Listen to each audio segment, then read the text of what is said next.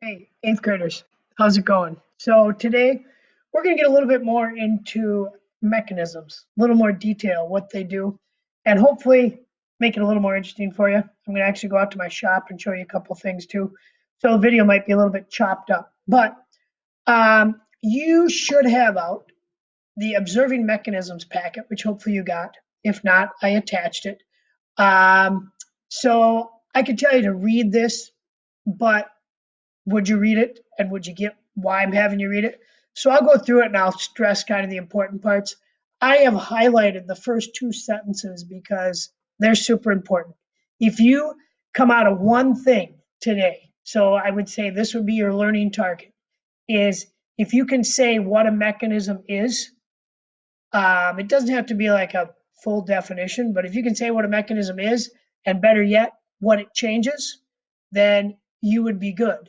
So, because these first two sentences says, a mechanism is a device that transmits movements so that the output movement is different than the input movement. So we're going to have inputs, we're going to have outputs. Okay, let's say, for example, and it talks about this in a little bit. Let's say your bike, for example. You pedal your bike. That would be your input. The output would be the back wheel spinning, or even more so if you carry it one step farther, the bike going down the road. So inputs and outputs in basically every mechanism that has movement, you're going to have an input, you're going to have an output. Sometimes you have to figure out what the input and the output is. The output of a robot or any machine is motion and force in some form. A drill press, for example, has two kinds of motion, rotary and linear. So there's different types of motion. There's four different types of motion. We're going to get into what those four are. A drill press has two of them. The drill bit spins, the drill bit has to go down. So the spinning is rotary. The movement of the drill bit down is linear. I'm going to go out to my shop and show you my drill press in a little bit and talk about that. The drill spinning provides the rotary motion. Moving the drill down through the material is the linear motion.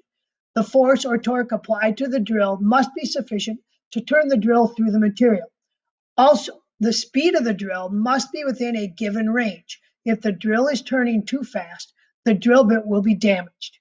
To acquire the correct speed, the drill press must have a pulley or gear system. Changing pulleys changes the speed of the drill bit. I'm going to go out and show you how that works. It's up here in the drill press to change the speed. When you are riding a multi-speed bicycle up a steep hill, what do?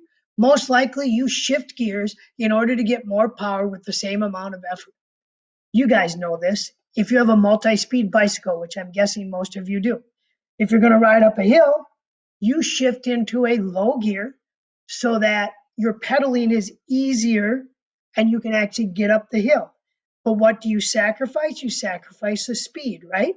If you're on flat land, it's really hard to go super fast when you're in a low gear because you're just pedaling like crazy. You're not going anywhere. So you shift up to a higher gear so that you can go faster. So this was one of the words in your crossword, a big one, trade-off. We trade off speed for torque or torque for speed. You're not going to increase both. You're going to increase one and lower the other. So I'm not even worried about what the rest of this says. That is basically the gist of that. Now I'm going to stop the video. Maybe you'll get a new one to click on, and I'm going to go out to my shop and show you what they're talking about on the drill press.